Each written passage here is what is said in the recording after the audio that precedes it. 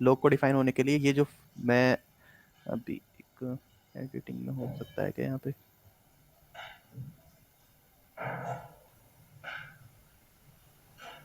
Race highlight, ठीक है, ठीक, सही। देखो ये लिखा हुआ दिखाई दे रहा है ना, मैं जो लिख रहा हूँ? यस। ठीक है। अब देखो मेरे पास क्या है, ये हाँ फंक्शन है log of log base of sine x, mod में साइन एक्स है x square minus 8x plus 23 minus के 3 upon log base of 2 sine x था। ठीक है, तो सबसे पहले मुझे जो है इस फंक्शन के डिफाइन होने की ज़रूरत है। सबसे पहले जो ये फंक्शन है log में, ये वाला जो फंक्शन है, इसको डिफाइन होने के लिए क्या होना चाहिए, ये जो फंक्शन है पूरा जिसमें रेड लाइन से अंडरलाइन हो रहा है, ये ग्रेटर देन इक्वल टू 0 होना चाहिए। बात आ रही समझ? ग्रेटर देन इक्वल टू 0 होने के लिए अब मैंने वही कंडीशन अप्लाई कर दी है, ग्रेटर देन इक्वल टू 0 रख लिखा है, और फिर मैंने यहाँ तक आ गया हूँ इसको इधर करके। ठीक है, फिर मैंने यहाँ पर क्या किया है, आगे मैंने किया है कि log of m base n पर, बेस m n है तो उसको मैं इस तरीके से लिख सकता हूँ, 1/log बेस n m। ठीक है, ये लिख सकता हूँ मैं, प्रॉपर्टी है ये log की, आपने पढ़ी होगी। कोई दिक्कत है यहाँ तक? अब मैं इसको जो है, ये जो 3/log(2) इंटू साइन एक्स है, तो ये कुछ इस तरीके से है ना, 3/1/log(2) mod of sine x, ऐसे है। तो इसको मैं लिख सकता हूं इस तरीके से, दिख रहा है? बताओ भाई। Yes sir. ठीक है, आगे जाके हम क्या करेंगे, आगे हम इसको पलट दिया है, सिर्फ और सिर्फ पलट कर हमने इस वाले पेज से अगले पेज पर कराया था फिर मैंने इस क्वेश्चन को,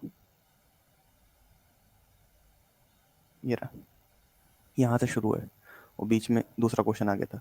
log of mod of sine x x square minus के 8x प्लस 23 ग्रेटर देन आ गया था, ग्रेटर देन इसके। ठीक है, तो फिर मैं अब इस वाले फंक्शन, ये जो फंक्शन है इसको मैं इधर लेकर आ सकता हूँ माइनस में, ये log ऑफ क्या हुआ है, log of a, suppose a जो है वो ये है और b जो है वो ये है, तो log of a log of b equal to, पता है आपको log of a upon b होता है, तो वही वाली प्रॉपर्टी यूज की है मैंने यहाँ पे। ठीक है, log of mod of sine x integration bracket में एक्स स्क्वायर माइनस के 8x plus 23/8 greater than equal to 0। बात आ रही है समझ में? फिर आगे जाके मैंने क्या किया है, मैंने x square minus 8x plus 23/8 great, ये जो फंक्शन है अभी हमें पता है साइन एक्स जो है, मोड ऑफ साइन एक्स जो है वो कैसा फंक्शन है, इसकी रेंज बताओ मोड ऑफ साइन एक्स की, कोई बताएगा? मोड ऑफ साइन एक्स की रेंज जो होती है वो 0 से लेकर कितनी होती है, इन्फिनिटी। इन्फिनिटी होती है। ना, रेंज तो 1 होती है, 1। हाँ, तो मोड ऑफ साइन एक्स, तो ये 0 से लेकर कितनी हो जाएगी इसकी, 1। ठीक है, ये हो जाएगी, बात आ गई समझ में? इसकी रेंज हो जाएगी ये, लेकिन हमें जो है मोड ऑफ साइन एक्स के लिए रेंज तो ये है, तो इसकी वजह से मैंने, मेरे पास ये मान लिया अगर a है, ये जो a रखा है ना मैंने, इसको रखा है, ठीक है, a mode of sine x है, बेस बेस जो है, अगर ये a जो है 0 से लेकर 1 के बीच में होता है, तब log का ग्राफ कैसा होता है, डिक्रीजिंग फंक्शन। जैसे ही डिक्रीजिंग फंक्शन होता है, अब मैं अगर log को हटाऊंगा तो इनइक्वलिटी चेंज होगी नहीं होगी, बात आ रही समझ में? इनइक्वलिटी चेंज होगी, और इनइक्वलिटी किस तरीके से चेंज होगी, होती है, log जैसे ही हटता है तो बेस में जो भी होता है, बेस में इधर वाली जो पावर होती है, बेस की पावर वो बन, उसकी पावर क्या हो जाएगा, 0। ठीक है, तो किसी की भी पावर 0 हुआ, आंसर कितना आता है, 1, तो 1 × 8, इस तरीके से यहाँ तक आए हैं। इनइक्वलिटी चेंज इस वजह से ही हुई है क्योंकि ये जो फंक्शन है वो डिक्रीजिंग फंक्शन है, बता रही समझ में? हाँ, लेकिन ठीक है, वो जो पहले ग्रेटर इक्वल टू होगा या ग्रेटर देन होगा? अभी मैं बताऊंगा उसकी बात बताऊंगा कि चाहिए ना मुझे, तो लोग के लिए जो है वो मोड ऑफ साइन एक्स जो है वो जीरो ना ही हम जीरो ले सकते हैं, ना ही हम वन ले सकते हैं। तो ये जो होगा असल में इसकी जो रेंज होगी वो जीरो से लेकर वन होगी। ठीक है, ये होगी। बात आ गई समझ में? सर पहले जो था ना लॉग ऑफ क्या था, वो ग्रेटर देन होगा या ग्रेटर इक्वल टू होगा? कौन सा? मुझे क्वेश्चन में बताओ। स्टार्टिंग में, क्वेश्चन में स्टार्टिंग में क्वेश्चन में स्टार्टिंग, ठीक है बताओ क्या दिक्कत आ रही है इसमें। क्वेश्चन में स्टार्टिंग में ये स्ट्रिक्टली ग्रेटर देन जीरो होता है, आपको पता नहीं है? हाँ log ठीक है। ऑफ ए बेस बी, अगर इस फंक्शन को मुझे डिफाइन करना है तो सबसे पहले इसके लिए क्या होना चाहिए कि b ग्रेटर देन जीरो होना चाहिए। a जो है वो ना ही वन के इक्वल होना चाहिए, ना ही वो किसके इक्वल, जीरो के इक्वल। और क्या होना चाहिए, a जो है वो ग्रेटर देन वन होना चाहिए। ये तीन कंडीशन और हैं किसी भी लॉग को डिफाइन होने के लिए। ये चार कंडीशन होती हैं। B greater than zero, A does not equal to one, A does not equal to zero, और A is greater than one. ठीक है, वही चीज मैंने लगाई है यहाँ पे। चलिए यहाँ तक आ गए थे। ये वाली इन ये वाली जो है क्वाड्रेटिक इक्वेशन बन जाएगी, एक्स स्क्वायर माइनस के 8x प्लस 23। ठीक है, बन गई है इक्वेशन। अब इसको सोल्व कर सकते हैं आसानी से, यहाँ तक कोई परेशानी नहीं होगी। ये परेशानी थोड़ी है, x minus five x minus three less than equal to less than zero आ गया, तो यहाँ पर मैं नंबर लाइन रूल से निकाल सकता हूँ इसकी डोमेन क्या होगी, थ्री से लेकर फाइव होगा। x बिलोंग्स कर जाएगा थ्री से लेकर फाइव। ओवरऑल हमें डोमेन ही तो निकालनी थी, तो थ्री और फाइव जो है अभी डोमेन आ गई है। क्या मेरा ये आंसर हो जाएगा? नहीं, क्योंकि अभी और रह गया है। अभी हमने सिर्फ और सिर्फ कौन सी इनइक्वालिटी, कौन सी रिक्वायरमेंट को सोल्व किया है, बी ग्रेटर देन जीरो को। ना हमने ए ना हमने A does not equal to zero को सोल्व किया, ना हमने A does not equal to one को सोल्व किया। तो अब इनकी बारी है। ठीक है, अभी हमने सिर्फ और सिर्फ इसको सोल्व किया था। बात आ रही है समझ में? हेलो, हाँ ठीक है, आगे चलिए। देखो, अब मोड ऑफ साइन एक्स ना ही जीरो हो सकता है ना ही वन हो सकता है, ये मैंने बता दिया यहाँ पर। Mod of sine x zero कब कब होगा, आपको पता है? Mod of zero sine x n pi zero पर टेबल। होगा पाई पे, यानी एन पाई पे हो जाएगा, जहां पर एन जो है वो बिलोंग्स टू नेचुरल नंबर होगा। नेचुरल नंबर कह रहा है, इंटीजर। ठीक है हाँ। ठीक है, तो ये वाला जीरो पाई टू पाई, ठीक है, ये आज आता जाएगा। Mod of sine x equal to one कहाँ पर होगा, वन होगा पाई बाई टू पर, थ्री पाई बाई टू पर, फाइव पाई बाई टू पर। बात आ रही है ना समझ में? अब मुझे जो है थ्री और फाइव तो ये पहले वाले जो बी ग्रेटर देन जीरो पर आया था वो वाली डोमेन आ गई। अब A does not equal to zero पर और A does not equal to one पर, तो ये क्या नहीं हो सकता, ये x does not equal to, ये नहीं हो सकता। ठीक है, यहाँ पर इक्वल टू का साइन लगाना था मुझे। ठीक है, ये ठीक है, ये नहीं हो सकता। समझ में आ रही है बात? अरे एक्स, सर क्यों नहीं होगा, एक बार फिर से बोल दीजिए। ये इस वजह से नहीं होगा क्योंकि मुझे जो है फंक्शन को डिफाइन करना है। डिफाइन करने के लिए log ऑफ, मुझे पता है, अभी मैं यहाँ पर बता दे रहा हूँ दोबारा से, कि किसी भी log को डिफाइन होने के लिए log base of A B पर, अगर इसको मुझे डिफाइन करना है तो b ग्रेटर देन जीरो होना चाहिए, a जो है वो जीरो और वन के बीच में होना चाहिए। ठीक है, ये होना चाहिए, या फिर एक केस ये आता है या फिर ये आता है a is greater than one होना चाहिए। तो इन दोनों से मुझे क्या पता चल रहा है, मुझे सिर्फ और सिर्फ ये पता चल रहा है कि a does not equal to one और a does not equal to zero. ठीक है, हाँ सर ठीक है। एक मिनट।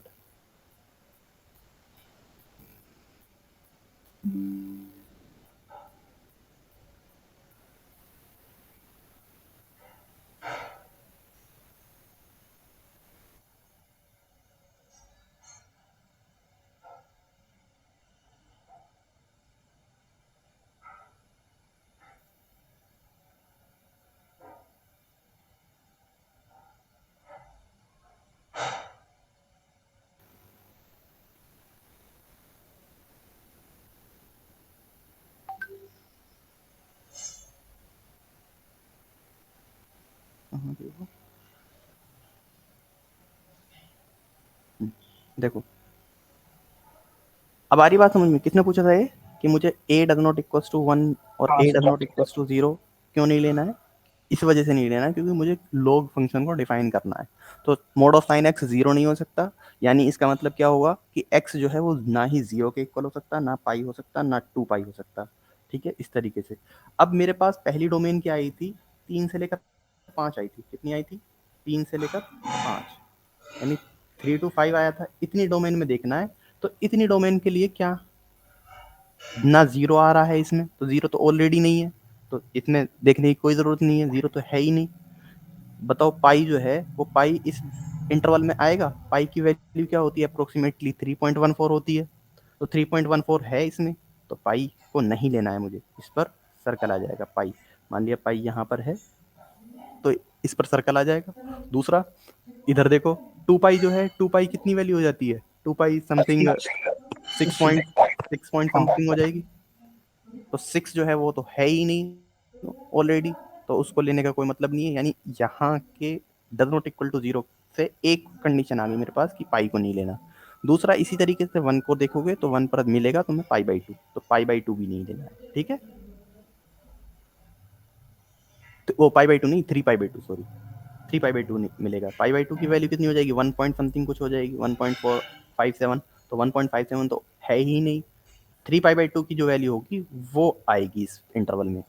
आप लगा सकते हैं 1.5 इंटू 3.1 3.14, तो अप्रोक्सीमेटली 4.7 कुछ आएगी। ठीक है, 4.7 जो है वो इसमें मिलेगी। मिलेगी नहीं मिलेगी? है क्या नहीं? जो भी आए बहरहाल 4 पॉइंट समथिंग आएगी। ठीक है, वो इस इंटरवल में होगा। तो 3 पाई बाई 2 हो गया ये 3 पाई बाई 2 भी इसी इंटरवल में है। तो मुझे ओवरऑल क्या लेना है? ये आंसर हो जाएगा मेरा। ठीक है, क्या हो जाएगा आंसर? ये कि x जो है वो बिलोंग कर जाएगा 3 से लेकर 5 में, -5 से 3 से लेकर 5 लेना है और उसमें से क्या माइनस कर देना है? पाई और 3 पाई बाई 2। ठीक है, हाँ। कोई परेशानी किसी को? चलिए,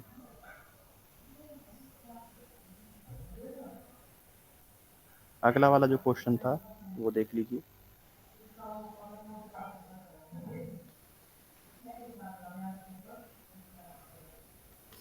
अच्छा, अगला वाला क्या क्वेश्चन देखो।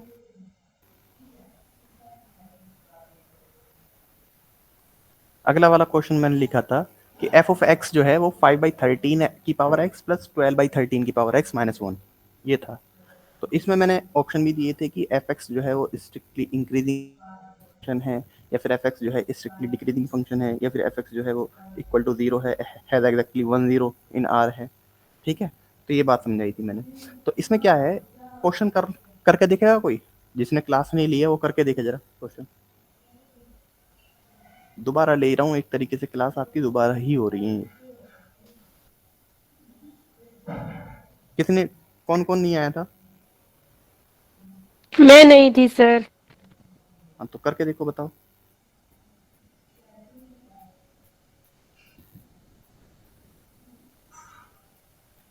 अरे अरे अरे, क्या हो गया ये? स्क्रीन शेयर बंद होगी ना? हाँ। Yes sir. अरे यार, कोई नहीं, दोबारा कर लेंगे।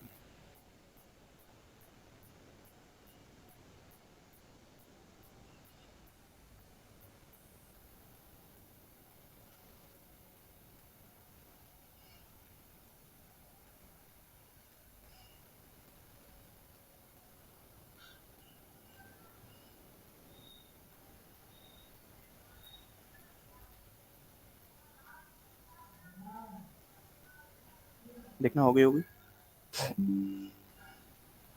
होगी ना?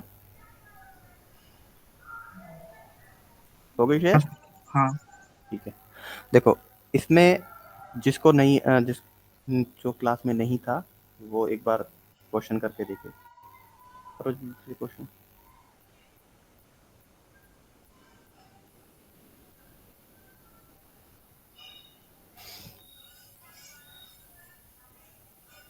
मैं समझा रहा हूँ, फिर अगर नहीं होता है तो समझा रहा हूँ।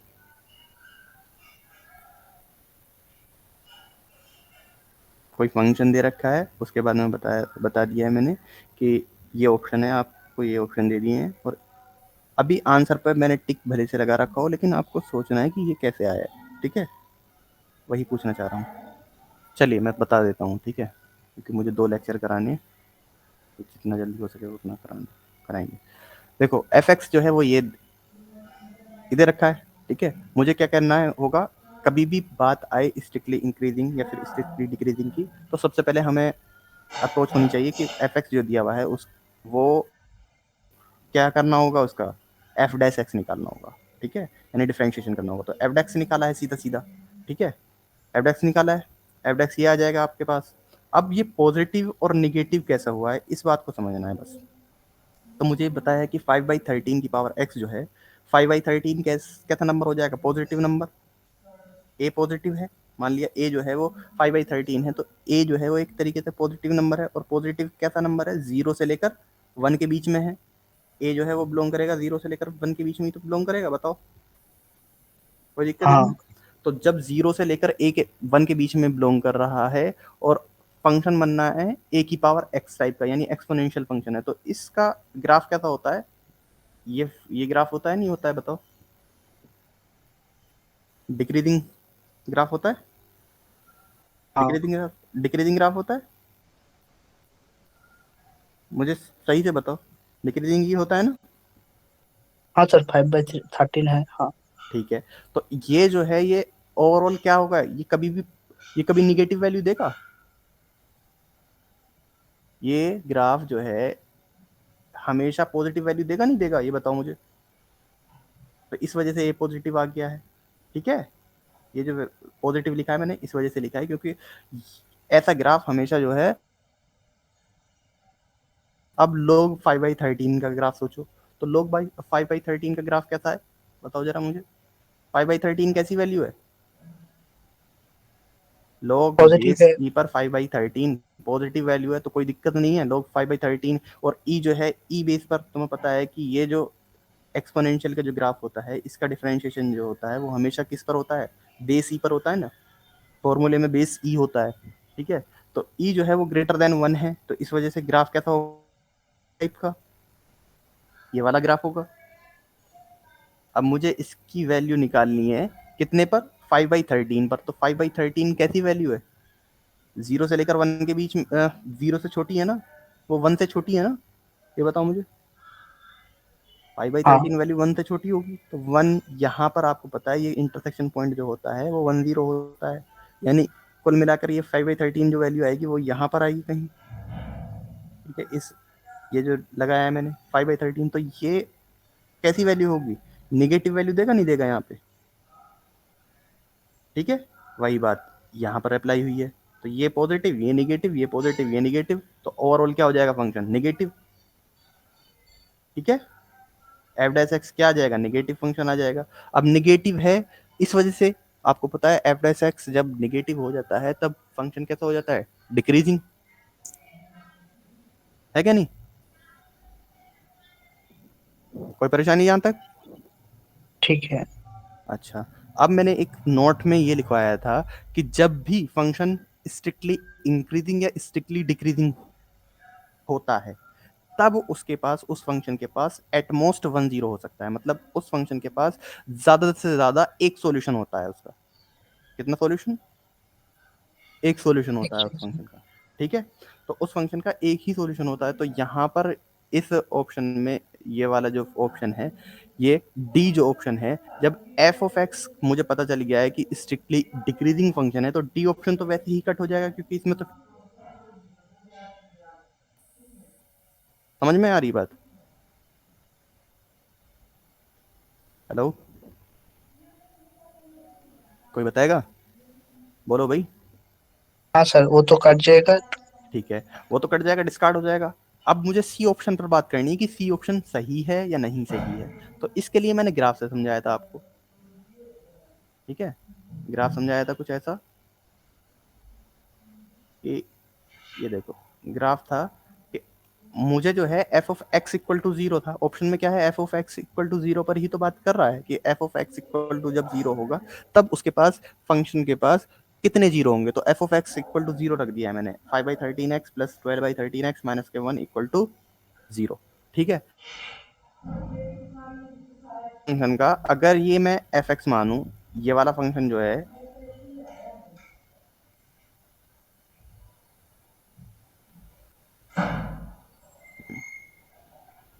ये जो फंक्शन है 5/13 वाला जो फंक्शन है, इसको मैं पी एक्स मानूं और इसको मैं क्यू एक्स मानूं, तो ये अलग अलग फंक्शन है ना, पी एक्स और क्यू एक्स अलग अलग फंक्शन हो गए। तो इन फंक्शनों का आपको मैंने ग्राफ बनाना सिखाया है। ठीक है, इन फंक्शनों का ग्राफ बनाना सिखाया है ना हमने, बताओ मुझे 5/13x कैसा ग्राफ होगा इसका, डिक्रीजिंग ग्राफ होगा ये वाला। ये जो फंक्शन है ये जो फंक्शन है इसका ग्राफ जो बना है वो ये वाला बना है। ठीक है, दिख रहा है ये जो ग्राफ है, बात आ गई समझ में, रेड लाइन से ग्राफ बनाया है ये 5/13 की पावर x का ग्राफ है। अब 1 माइनस 12/13 की पावर x का क्या ग्राफ होगा, ये माइनस का है। ठीक है, माइनस का है, 12/13 है। ठीक है, 12/13 कैसी वैल्यू है बताओ जरा, 12/13 कैसी वैल्यू है, पॉजिटिव है। पॉजिटिव वैल्यू है और 1 से छोटी है। ठीक है, तो और एक्सपोनेंट y एक्सिस के अलोंग इस ग्राफ का ही x एक्सिस के अलोंग क्या होगा, ये ग्राफ पैरेलल होगा ना, वो इमेज मतलब इस ग्राफ का ही इमेज इमेज होगा। ठीक है, ये वाला ग्राफ 12/13 का कुछ इस तरीके से, कुछ इस तरीके से होगा नहीं होगा, इस ग्राफ का नहीं मानो, बल्कि मतलब मैं ये कहना चाह रहा हूँ कि e की पावर माइनस एक्स का, यानी e की पावर x का, जहाँ पर a जो है वो 1 से 0 के बीच में है, तो ये ग्राफ बनता है। ठीक है, ये ग्राफ बनता है। अब जब a की पावर ये माइनस का a की पावर x, जहाँ पर a जो है वो 0 से लेकर 1 से लेकर 0 हो, तब उसका ग्राफ जो होता है। ठीक है, बात आ गई समझ में। तो ये वाला जो ग्राफ है ये एक तरीके से 12/13 माइनस के 12/13 की पावर x का ग्राफ होगा। इसमें प्लस करना है 1, तो मुझे +1 जब करते हैं तो जो भी ग्राफ होता है 1 यूनिट अपवर्ड शिफ्ट होता है, तो 1 यूनिट जैसे ही मैंने अपवर्ड शिफ्ट किया तो ये ग्राफ कहाँ तक चला जाएगा बताओ,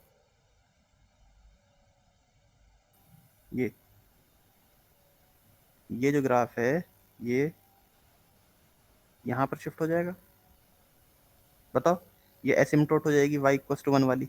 तो यहाँ पर इंटरसेक्ट कितनी बार कर रहा है, ये दोनों ग्राफ, मेन जो ग्राफ है वो ये वाला और ये वाला, ये दोनों ग्राफ हैं फंक्शन के, इस फंक्शन का ये वाला ग्राफ है और इस वाले फंक्शन का ये ग्राफ है। तो कितनी जगह पर पॉइंट इंटरसेक्ट कर रहा है, एक जगह पर, तो इस वजह से क्या हो जाएगा, 1 सॉल्यूशन हो जाएगा। ठीक है, इस वजह से सी बी ऑप्शन क्या है, करेक्ट है। ठीक,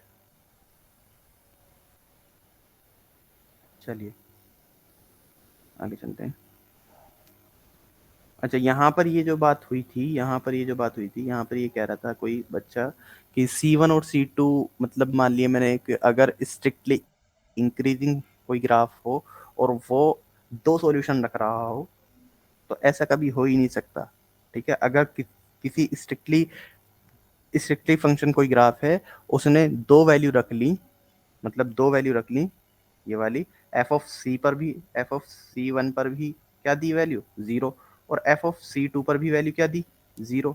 तो इसका मतलब क्या हो जाएगा, इसका मतलब ये हो जाएगा कि अगर वो फंक्शन स्ट्रिक्टली डिक्रीजिंग या फिर स्ट्रिक्टली इंक्रीजिंग है, तो कभी भी वो फंक्शन, ये बताओ मुझे कि अगर सीक्वेंस से बता सकता हूँ, चलो सीक्वेंस के जरिए देख लो, कोई मोनोटोनिकली इंक्रीजिंग सीक्वेंस होती है, मोनोटोनिकली इंक्रीजिंग नहीं, एक तरीके से स्ट्रिक्टली इंक्रीजिंग फंक्शन है कोई। ठीक है, फंक्शन पे आओ, स्ट्रिक्टली इंक्रीजिंग फंक्शन है तो क्या होता है उसका मतलब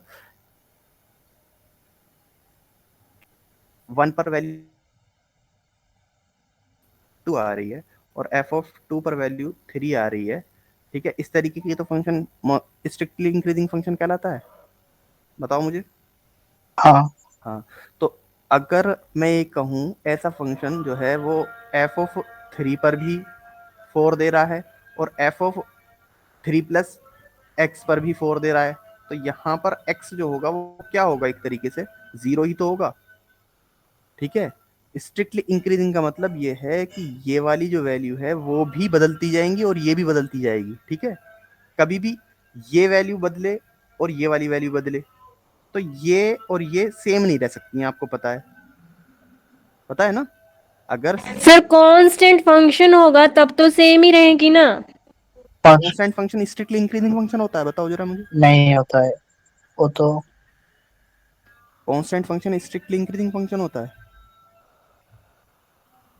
बताओ मुझे। उससे इंक्रीजिंग होता है। स्ट्रिक्टली इंक्रीजिंग नहीं कहेंगे, कहेंगे उसे। वो इकलौता कांस्टेंट फंक्शन एक ऐसा इकलौता फंक्शन होता है जो मोनोटोनिकली इंक्रीजिंग भी और मोनोटोनिकली डिक्रीजिंग भी फंक्शन होता है, दोनों ही होते हैं वो, मोनोटोनिकली डिक्रीजिंग भी और मोनोटोनिकली इंक्रीजिंग भी। क्यों होते हैं, क्योंकि आपको पता है कि वो इनइक्वलिटी ये वाली होल्ड करता है, ठीक है। ये दोनों ही इनइक्वलिटी होल्ड करता है वो। सीक्वेंस में आपने पढ़ा होगा मोनोटोनिकली इंक्रीजिंग सीक्वेंस और मोनोटोनिकली डिक्रीजिंग सीक्वेंस, ठीक है। अगर कोई सीक्वेंस जो है वो कांस्टेंट सीक्वेंस है तो उसका मतलब ये है कि वो सीक्वेंस जो है वो मोनोटोनिकली भी है। हम ये नहीं कह देंगे कि वो स्ट्रिक्टली इंक्रीजिंग है, ठीक है। बात आ रही समझ। कहने का मतलब यहाँ पर ये हो गया कि C1 और C2 जो है वो भी अगर चेंज किया है ना मैंने, तो ये वाली वैल्यू भी चेंज होनी चाहिए। जब ये वैल्यू दोनों सेम आ रही हैं तो ये C1 और C2 भी ऑब्वियस सी बात है वो C1 और इक्वल टू C कहा। इस वजह से ये वाला रिजल्ट आया था कि कभी भी स्ट्रिक्टली इंक्रीजिंग और स्ट्रिक्टली डिक्रीजिंग फंक्शन की बात जब होगी तो उसके पास एटमोस्ट 1 0 होगा। बात आ गई समझ में, बताइए भाई। हेलो, हाँ सर। ठीक है। चलिए आगे चलते हैं, अगला वाला जो क्वेश्चन था वो सर क्लास रिकॉर्डिंग हो रही है आज। बात। 1 मिनट, मैम से पूछा तो था मैंने। सर आप भी कर लिया करो। बेटा मेरी जो सिचुएशन है ना लैपटॉप की वो ऐसी है कि पूरा लैपटॉप स्टोरेज जो है वो ज़्यादा हो रहा है, तो इसके लिए मुझे हार्ड डिस्क मंगानी पड़ेगी अगर हो पाया तो उसके लिए टाइम लगेगा मुझे, ठीक है। इस वजह से दिक्कत हो रही है, इस वजह से ही मैं मैम पर डिपेंड हो पा रहा हूँ। सर फिर हम दोबारा से लेक्चर नहीं देखते हैं ना तो हमें नहीं समझ में नहीं आता इसकी है। रिकॉर्डिंग हो रही है, इसकी रिकॉर्डिंग हो रही है। मैम से अभी कंफर्म कर लेता हूँ मैं, क्योंकि मैम तो जुड़ी हुई हैं वैसे। हाँ हो रही है इसकी जो है आपको मिलेगी आपको, ठीक है।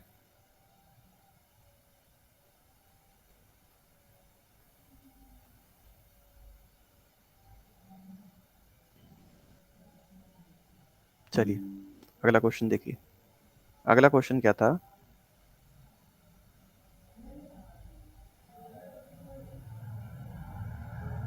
हाँ ये बात आई थी फ्रैक्शनल पार्ट फंक्शन पे। अब मैं फ्रैक्शनल पार्ट फंक्शन को समझाया था यहाँ पर कि फ्रैक्शनल पार्ट फंक्शन की जो रेंज होती है वो कितनी होती है, आपको पता है डोमेन कितनी होती है ये पता है। इसकी प्रॉपर्टीज बताई थी, तो ये प्रॉपर्टीज जो लिखी हैं वैसी ही समझ लेनी है कि फ्रैक्शनल पार्ट ऑफ एक्स जब 0 होता है तब उसका मतलब क्या होता है, एक्स बिलोंग्स टू इंटीजर होता है। फ्रैक्शनल पार्ट ऑफ जब ग्रेटर देन 0 होता है तो उसका मतलब क्या हो जाता है कि एक्स जो है वो डज नॉट इक्वल टू 0 होगा। और एक्स जो है एक मतलब ये होता है, दूसरा मतलब ये होता है कि x does not equal to integer होगा, ठीक है।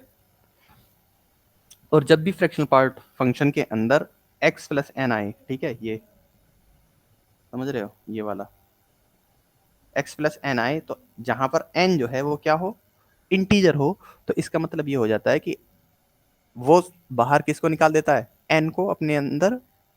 मतलब एक तरीके से n जो है वो खत्म हो जाता है, ठीक है। सिर्फ और सिर्फ क्या बचता है, एक्स बचता है। तो ये वाली प्रॉपर्टी है। दूसरी प्रॉपर्टी, तीसरी जो डी प्रॉपर्टी है वो ये है कि अगर fractional part of x plus fractional part of minus x होता है तो ये जब 0 के इक्वल हो तब क्या आता है, जब 0 के इक्वल हो तब एक्स इक्वल टू इंटीजर आता है, और जब 0 के इक्वल ना हो 1 के इक्वल हो तो x does not equal to 1 आता इंटीजर आता है, ठीक है। ये वाली प्रॉपर्टी भी। और ये जो है प्रीवियस प्रॉपर्टी समझाई थी मैंने थोड़ी सी, जो ग्रेटेस्ट इंटीजर हुई थी।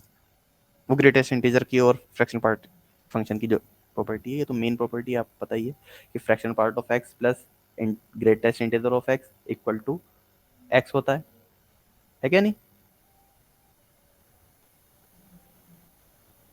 Hello sir fractional part of 0.2 कैसा होगा? क्या बताओ? Fractional part 0.2। हाँ 0.2 इसका फ्रैक्शनल फंक्शन क्या होगा? 0.2 ही होगा। हाँ, और नेगेटिव में? नेगेटिव में 0.2 होगा तो वो क्या हो जाएगा? 1 माइनस 0.2, हाँ 0.8। हाँ, तब 0.8। तो 1 होगा। ठीक है, ठीक है। ठीक है, चलिए आगे देखो। मैंने इसके बाद में बताया था कि रेंज जो है वो हम किस किस नाम से रेंज को जान सकते हैं। ठीक है, तो रेंज जो है वो रेंज यानी हाइट, हाइट मतलब ग्राफ कितना फैला हुआ है। ठीक है, वाई एक्सिस में कितना फैला हुआ है ग्राफ, समझ में आ रही बात? और हाइट यानी रेंज यानी हाइट यानी आंसर, मतलब रेंज के 3 तरीके से रेंज को डिफाइन किया गया है कि अगर किसी क्वेश्चन का आंसर आ जाए तो भी वो रेंज है, किसी फंक्शन का क्या आ जाए, पूरा का पूरा फैलाव आ जाए वाई एक्सिस में कितना है, तो वो जितना फैलाव होगा वो भी रेंज कहलाया जाएगा। ठीक है, तो उसके बाद में मैंने बताया था कि ये जो है, ये जो बात लिखी रखी है मैंने, ये रेंज के लिए मोस्ट इंपॉर्टेंट थिंग है। ठीक है, अगर मतलब स्टेप 1 है ये। ठीक है, रेंज निकालने से पहले पहले हमें सबसे पहले फंक्शन की डोमेन को पता होना चाहिए कि फंक्शन की डोमेन क्या है एग्जैक्टली।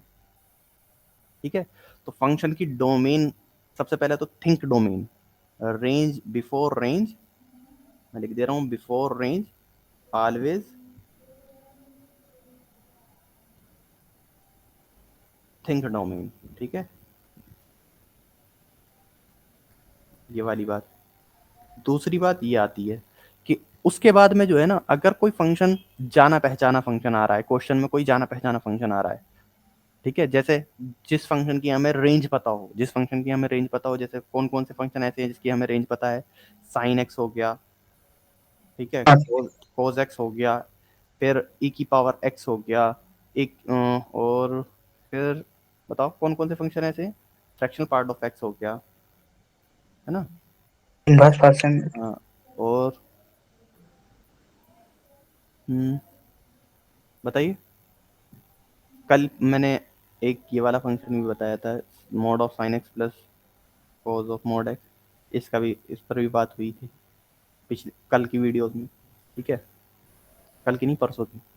इसकी भी हमें पता है क्या होता है, रेंज। तो ऐसे फंक्शन जिनके हमें रेंज पता हो, और रेंज पता होने की वजह से हम इनको कहते हैं जाने पहचाने फंक्शन, मतलब the function which we known. ठीक है, ऐसे अपने एक कलेक्शन बना लो जिनका रेंज आप आसानी से डिफाइन कर याद हो अपने। ठीक है, तो उन फंक्शनों की मदद से हम क्वेश्चन को बनाते हैं। ठीक है, तो ये मेन इसका मेन फॉर्मूला है, यानी मूल मंत्र। एक तरीके से मैंने नाम दे दिया था कि ये मूल मंत्र है कि अगर कोई फंक्शन जो हमें जाना पहचाना आ रहा है, उससे कहाँ तक जाना है? क्वेश्चन तक जाना है, यानी the function which we known to the function which we have. ठीक है, जिसे जानते हैं से जिसे जानने तक जाना है, रेंज निकल जाएगी आपकी। ठीक है, ये पहला रूल था। किसी भी, किसको बताओ जरा, कोई बोलेगा मेरे साथ? किसी भी फंक्शन, अगर कोई क्वेश्चन दे रखा है जिसकी रेंज निकालनी है, और रेंज निकालने के लिए जो फंक्शन डिफाइन है ना, उसमें मुझे एक ऐसा फंक्शन दिखाई दे रहा है जो जाने पहचाना हो, तो उस जाने पहचाने फंक्शन से हम उस क्वेश्चन को बनाएंगे, तब जाकर हमारी रेंज निकल जाएगी। ठीक है, जैसे ये है इफ फंक्शन। अच्छा, ये वाला जो बात थी, ये यहाँ पर ही मैंने अगले, इससे अगले वाले लेक्चर में मैंने इसको करेक्ट कर दिया था। यहाँ पर थोड़ी सी बात जो है वो गड़बड़ थी, ये वाला क्वेश्चन जो है गलत है ये। ठीक है, ये वाला क्वेश्चन जो कराया है ये गलत है। मैंने ये कहना था कि अगर कोई फंक्शन साइन एक्स या कोज एक्स या फिर किसी भी ऐसे फंक्शन से बना हुआ है जिसकी हमें रेंज पता हो, ठीक है, और सिर्फ जैसे मान लिया, अगर मैं एग्जांपल के तौर पर आपको बताऊं कि अगर F of x equal to दे रखा है 1 upon sine of x plus 2।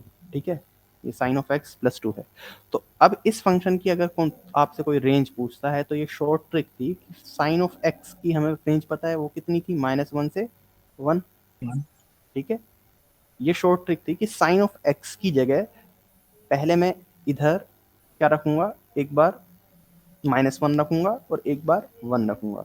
तो -1 जैसे रखूंगा तो -1 प्लस 2, ठीक है, और एक बार क्या आ जाएगा, ये क्या आ जाएगी वैल्यू 1, और एक बार जब मैं एफ ऑफ -1 मतलब रेंज निकालने के लिए मैं कर रहा हूँ ये, ठीक है, रेंज ऑफ एफ एक्स निकालने के लिए मैं ये कर रहा हूँ कि एक बार मैंने ये वाली वैल्यू रखी -1, साइन एक्स की जगह -1 रख दिया, और एक बार मैं मैक्सिमम निकालने के लिए क्या रखूंगा 1 प्लस 2।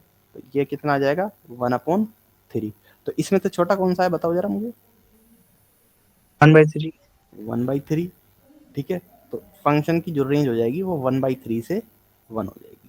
ठीक है, इस फंक्शन की जो रेंज हो जाएगी, समझ में आ रही है ना बात। मैंने क्या किया है, मैंने सिर्फ और सिर्फ साइन एक्स की मैं रेंज जानता था, और रेंज बिल्कुल मुझे पक्का पता है कि क्लोज इंटरवल -1 से क्लोज इंटरवल 1 तक होती है। यहाँ पर क्लोज इंटरवल है तो यहाँ पर जो वैल्यू आएगी, इस पर जो वैल्यू आएगी वो भी क्लोज इंटरवल के साथ ली जाएगी। इस ये क्लोज इंटरवल पर है तो इससे जो वैल्यू आएगी वो भी क्लोज इंटरवल से ली जाएगी। ठीक है, तो 1/3 और 1। अब इसमें से रेंज जो होती है वो कैसे होती है, छोटे से बड़े की तरफ ही तो होती है, वैसे ही लिखा है मैंने 1/3 से 1 एफ एक्स की। इसके बाद में मैंने एक क्वेश्चन दिया था आपको घर से करने के लिए, प्रूफ करना है, जिसने क्लास नहीं ली है वो प्रूफ भी करेगा। ठीक है, घर से कोशिश करेगा कि a sin x plus b cos x को मैं, रिजल्ट है ये कि इसकी रेंज क्या होती है, √(a² + b² से √(a² + b², माइनस के √(a² + b² से प्लस के √(a² + b²। ठीक है, इस रेंज को हमेशा याद भी रखना है आपको। ठीक है, याद हो जाएगी ना, ये बहुत आसान है।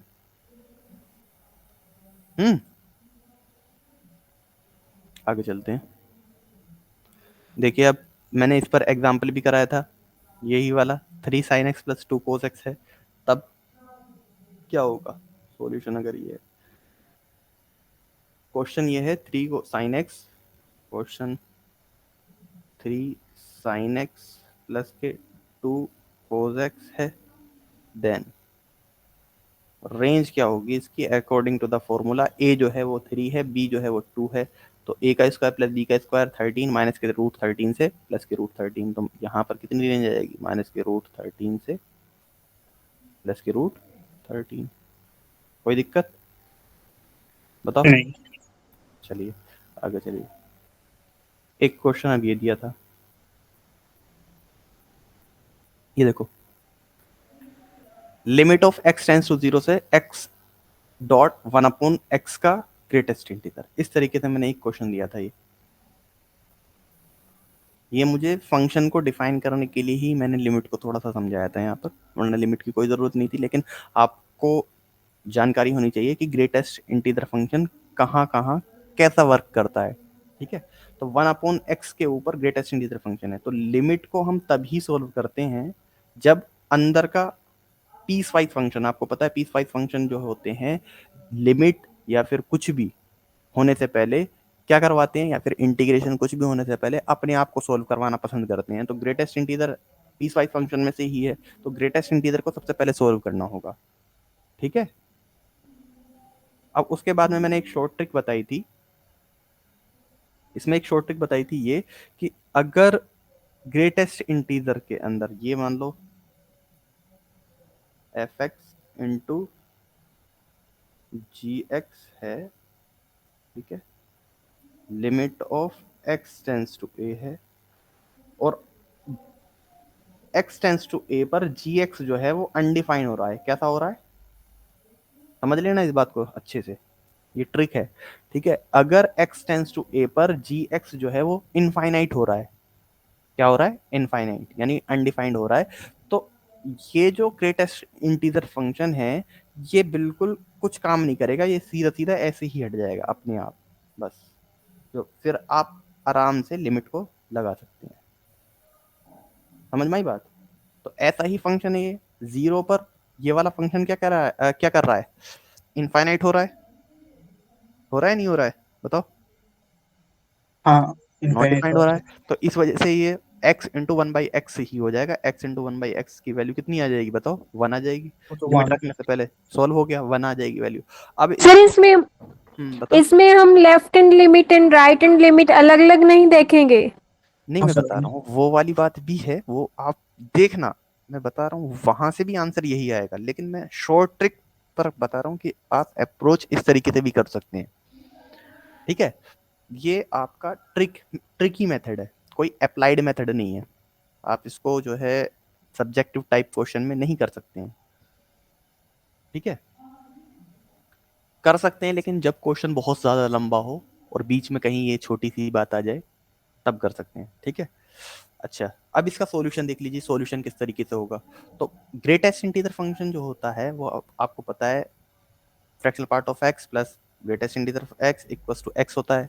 तो मैं ग्रेटेस्ट इंटीजर फंक्शन की वैल्यू निकाल सकता हूँ, ये आती है x minus fractional part of x. समझ में आ रही है बात?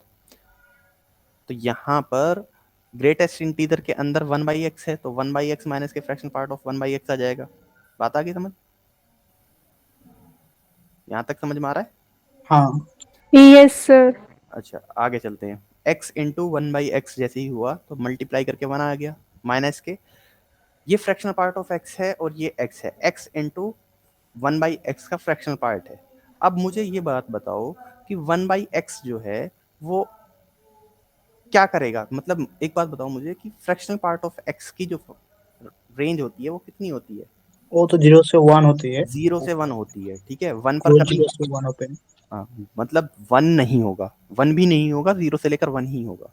तो मैं कितना भी अंदर की वैल्यू कितनी भी ले लूं, चाहे मैं इनफाइनाइट ही क्यों ना रख लूं, y जो है वो इनफाइनाइट ही क्यों ना रख लूं, उसकी भी वैल्यू कहां से कहां तक के बीच में आएगी बताओ जरा मुझे? 0 से लेकर वो 1 0 के से बीच में 1। आएगी। तो कुल मिलाकर कहने का मतलब क्या है, ये फाइनाइट ही तो 0 से ठीक है 1 के बीच में ही आएगी। तो इसका मतलब क्या हो गया, ये एक फाइनाइट वैल्यू ही होगी। ठीक है, फाइनाइट वैल्यू होगी ना, क्योंकि लिमिट लगाने से पहले मुझे पीस वाइज फंक्शन को सोल्व करना होता है। ये ऐसे करके अगर मैं इसको बंद कर दूं, ठीक है, तो लिमिट लगाने से पहले मुझे अंदर का पीस वाइज फंक्शन को सोल्व करना होगा। तो पीस वाइज फंक्शन सोल्व होगा तब जाकर लिमिट लगेगी। पीस वाइज फंक्शन सोल्व होने पर क्या आया, फाइनाइट वैल्यू दे रहा है, तो फाइनाइट वैल्यू दे दी, चलो मान लिया इसमें। ठीक है, तो x इंटू फाइनाइट वैल्यू ये दे दिया। अब लगाएंगे हम लिमिट, तो लिमिट x टेंस टू, जैसे ही मैंने 0 लगाया तो ये कुल मिलाकर क्या देगा, 0। बात आ गई समझ में? हाँ ठीक है, तो 1 माइनस 0 यहाँ से ऐसा हुआ, ये इसका सही मेथड है। ठीक है, इस तरीके से आप जा सकते हो। अब आप जो कह रहे हैं वो लिमिट x टेंस टू मतलब लेफ्ट हैंड लिमिट और राइट हैंड लिमिट, अगर उस तरीके से जा रहे हो तो वो लेंदी पड़ जाएगा और वो 12th क्लास तक का मेथड है। अब थोड़ा आगे बढ़ जाओ, बड़े हो गए हो आप। ठीक है, थोड़ा सा सर सेकंड मेथड ठीक है। हाँ सेकंड मेथड भी ठीक है और ये वाला मेथड भी ठीक है, आप ये भी मेथड ट्रिक में यूज कर सकते हैं। ठीक है, ये हाँ कोई गलत मेथड नहीं है। चलिए आगे चलिए, क्या है अगला फंक्शन जो है वो ये है कि रेंज निकालनी थी इसकी, x minus greatest integer of x 1 minus greatest integer of x plus x। ठीक है, तो अब मुझे जो मैंने ये वाली बात बताई थी ना आपको, ये आगे आगे ये ठीक है, ये वाली बात जो थी कि the function which we known to the function which we have. ठीक है, मतलब वो फंक्शन जिसको हम जानते हैं से उस फंक्शन तक जाना जिसको जिसे हमें जानना है। तो वही चीज का अब एग्जांपल ये है। ठीक है, उसी चीज को अप्लाई करवाऊंगा मैं इस क्वेश्चन में। तो x minus greatest integer of x, अब इसमें से कौन सा फंक्शन ऐसा है जिसको हम जानते हैं बताओ? लेकिन ऐसा होना चाहिए हमारे पास फंक्शन जिसकी हमें रेंज पता हो। ठीक है, तो सबसे पहले ना ही हमें ग्रेटेस्ट इंटीजर x की रेंज पता तो है, लेकिन माइनस इनफाइनाइट से इनफाइनाइट है। अब करोगे क्या इसमें बताओ जरा? माइनस और सर इनफाइनाइट फ्रैक्शनल पार्ट कुछ नहीं होगा। हो सकता, कुछ नहीं हो सकता। तो इस वजह से मैंने जो है ना x माइनस ग्रेटेस्ट इंटीजर को, आपको पता है x minus greatest integer x जो है वो क्या कहलाएगा, फ्रैक्शन पार्ट ऑफ x। तो तो फ्रैक्शनल पार्ट ऑफ एक्स ही रखा है मैंने, दोनों ऊपर भी यही वैल्यू आ जाएगी, नीचे भी। सर बताइए। सबसे पहले तो हमें रेंज के लिए फंक्शन की डोमेन पता होनी चाहिए, हाँ, तभी हम देखेंगे कि इसकी रेंज क्या है। मैंने बताया ना, मैंने बताया पहले डोमेन को ही सोचना है आपको। लेकिन यहाँ पर तो हम फंक्शन के अकॉर्डिंग, जब डोमेन दी अच्छा, नहीं हुई तो हम आप कुछ भी सोच आपको सकते हैं। आपको मैं बता रहा हूँ, सुनो आप। इस फंक्शन की जो है हमें डोमेन सोचनी है, बाद में रेंज सोचनी है। तो ये फंक्शन थोड़ा स्टैंडर्ड वे में तो बना लें हम, ठीक है। तो x minus greatest integer x को मैं ऐसे लिख सकता हूँ, बताइए। Fraction part of x upon 1 plus x, 1 plus fraction part of x, ये आ जाएगा। यहां तक कोई बात समझ, दिक्कत तो नहीं है? बताओ, यहां तक कोई दिक्कत तो नहीं है? No sir. नहीं है। अब अच्छा, मुझे एक बात बताओ, फ्रैक्शनल पार्ट ऑफ x, इसकी रेंज कितनी होती है? अगर कोई function f x into g x है, मैंने शुरू वाले लेक्चरों में, बिल्कुल शुरू वाले लेक्चरों में बताया है कि अगर कोई function f x into g x type होता है, तब एफ एक्स की डोमेन, एफ एक्स का डोमेन और जी एक्स का डोमेन अलग अलग निकालो, अलग अलग निकालो, और फिर अलग अलग निकाल कर इंटरसेक्शन कर दो दोनों का। ये बात बताई थी ना? वो इंटरसेक्शन का यूनियन कर दो। इंटरसेक्शन होगा यूनियन होगा, मुझे बताओ, कंफ्यूजन हो रहा है। बताया था शुरू में, शुरुआत में, बताओ जरा। शुरुआत में मैंने एक बात बताई थी कि एफ एक्स जो है, F x into g x type कोई फंक्शन है। अगर फंक्शन एफ एक्स की हमें डोमेन निकाल दी और जी एक्स की कोई डोमेन निकाल दी, तो एफ एक्स और जी एक्स की जो दोनों डोमेन आई हैं, उन दोनों डोमेनों का क्या करते हैं हम? इंटरसेक्शन लेते हैं, या फिर क्या करते हैं बताओ जरा? यूनियन करते हैं, इंटरसेक्शन करते हैं, ठीक है। अब देखो, फ्रैक्शनल पार्ट ऑफ एक्स एक फंक्शन है, फ्रैक्शनल पार्ट ऑफ एक्स यहाँ पर क्या आ गया? एक फंक्शन है फ्रैक्शनल पार्ट ऑफ एक्स, और दूसरा फंक्शन है 1/1 plus fractional part of x. ये बात पूछनी नहीं चाहिए थी आपको, डोमेन आपका काम है निकालना। आप निकाल सकते थे यहाँ से बिल्कुल डोमेन निकल जाएगी आपकी, और आर ही आएगी डोमेन। देखो, फ्रैक्शनल पार्ट ऑफ एक्स की डोमेन कितनी होती है? आर होती है, नहीं होती? बताओ, कोई दिक्कत? हाँ। अच्छा, अब मुझे ये बताओ, fractional part of x does not equal to, इसके लिए, इस वाले फंक्शन के लिए डोमेन निकालने के लिए डज नॉट इक्वल टू -1 होना चाहिए। डज नॉट इक्वल टू -1 होने पर क्या होता है ये बताओ?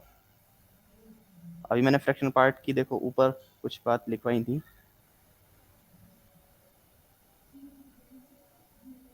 जब fractional part does not equal to -1 होता है, कहाँ?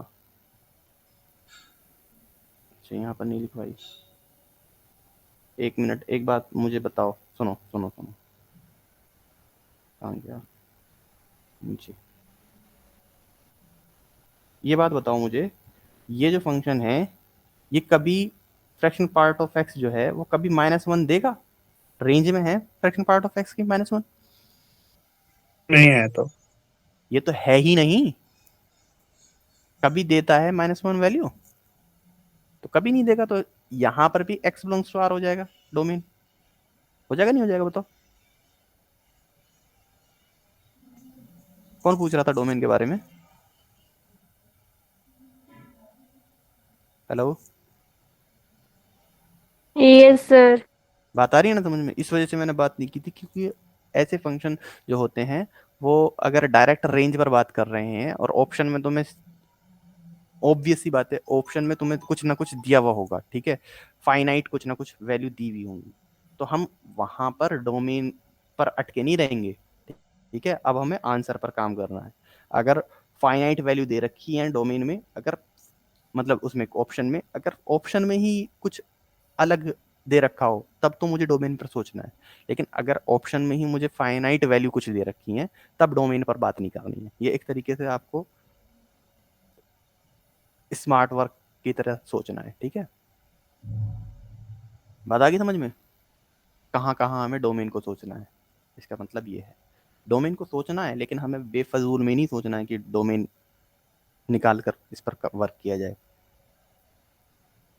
चलिए आगे देखिए, यहाँ से फ्रैक्शनल पार्ट ऑफ एक्स है 1 plus x minus greatest integer x, ये आ गया। ये कुल मिलाकर सॉल्यूशन कुछ ऐसा हो गया, 1 minus 1/1 plus fraction part of x. अब मुझे यहां तक पहुंचना है, ये हमें जो है फंक्शन दिया हुआ है, और हम फंक्शन, कौन सा फंक्शन ऐसा है जिसकी रेंज जानते हैं, फ्रैक्शनल पार्ट ऑफ एक्स की। तो इस फंक्शन से हमें यहां तक पहुंचना है, तो कैसे पहुंचना है आपको बता दिया मैंने। देखो इस क्वेश्चन में यही सिखाया है कि किस तरीके से पहुंचना है। फ्रैक्शन पार्ट ऑफ एक्स पहले 1 प्लस एक्स किया, फिर ये आसानी से समझ सकते हो आप क्या किया है मैंने, इनइक्वलिटी को इधर उधर जो किया है वो आप अच्छे से समझ सकते हो। ठीक है, तो कुल मिलाकर रेंज क्या आ जाएगी इसकी, 0 से लेकर 1/2। ठीक है, बात आ गई समझ में? इसको समझाऊं या समझ में आ गया है? आगे सर। ठीक है, इसके बाद में मैंने ये क्वेश्चन दिए थे घर से करने के लिए, इनको तो कुछ देखना ही नहीं है, आगे देखें। अच्छा, ये भी क्वेश्चन ही दे दिया था। ठीक है, आपका लेक्चर नंबर जो 9 डेट में था वो कंप्लीट हो गया है। ठीक है, अब चलिए दूसरा वाला लेक्चर को देखते हैं। क्वेश्चंस के आंसर बता दीजिए सर। अभी मैं बताता रहा हूँ, अब 10 बजे क्वेश्चन आए, 10 बजे लेक्चर आएगा, उसमें मैंने सॉल्यूशन करा रखे हैं इनके। ठीक है, ओके सर। 10 बजे लेक्चर है, उसमें सारे के सारे सॉल्यूशन हैं आपके पास। अगर करना चाहें तो आप कर सकते हैं, लेकिन ठीक है, करना चाहें तो आप कर सकते हैं।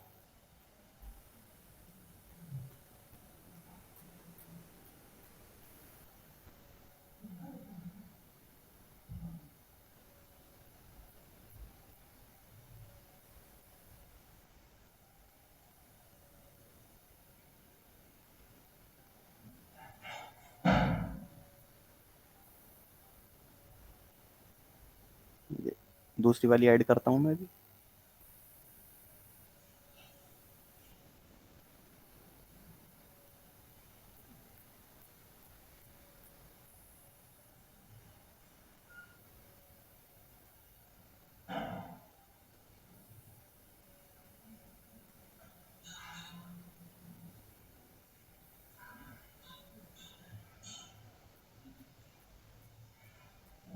अच्छा, कहाँ से खोला था मैंने? ये डाउनलोड्स में से।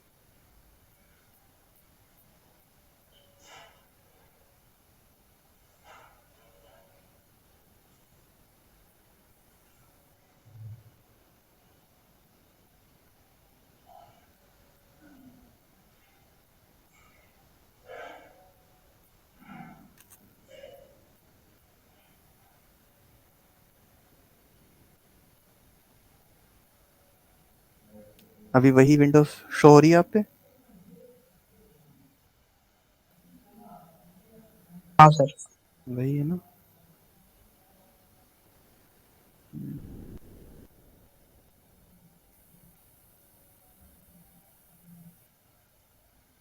पीडीएफ दिखाई दे रही है आपको?